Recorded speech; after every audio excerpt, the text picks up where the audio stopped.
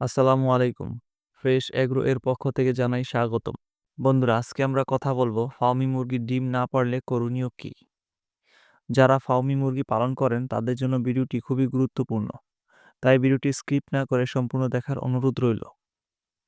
তো প্রথমেই আপনাদের বলি, যারা অরিজিনাল মিশরি ফার্মি মুরগি পালন করেছেন তাদের মুরগিটা যদি অরিজিনাল মিশরীয় ফার্মি মুরগি হয়ে থাকে তাহলে কিন্তু 4.5 মাস থেকে 5 মাসের মধ্যেই ডিমে চলে আসবে, যদি আপনারা মুরগিটিকে সঠিকভাবে লালন পালন করতে পারেন।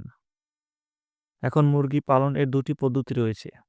একটি হলো দেশি মুরগির মতো মুক্ত অবস্থায় মুরগি পালন, আর একটি হলো আবদ্ধ অবস্থায় বন্দি করে মুরগি পালন। তো আপনি যদি মুক্ত অবস্থায় মুরগি পালন করে থাকেন তাহলে আপনার মুরগি ডিমে আসতে সময় লাগবে 6 থেকে 7 মাসের মতো। আর যদি আপনি আবদ্ধ অবস্থায় মুরগি পালন করেন তাহলে আপনার মুরগি ডিমে আসতে সময় লাগবে 4 থেকে 5 মাসের মতো। আপনারা অনেকে আছেন যারা 2 মাস, 4 মাস বা রানিং ডিম পাড়া মুরগি কিনে নিয়ে আসেন। তো যারা 2 মাস বয়সী বা 4 মাস বয়সী মুরগি নিয়ে আসেন তারা অবশ্যই সোনালী গ্রোয়ার ফিডটি খাওয়াবেন। মনে রাখবেন, ডিম আসা পর্যন্ত সোনালী গ্রোয়ার ফিড খাওয়াবেন, ব্রয়লার ফিড কখনোই দিবেন না। আর যখন ডিম পাড়া শুরু করবে তখন থেকে লেয়ার লেয়ার ফিড খাওয়াবেন।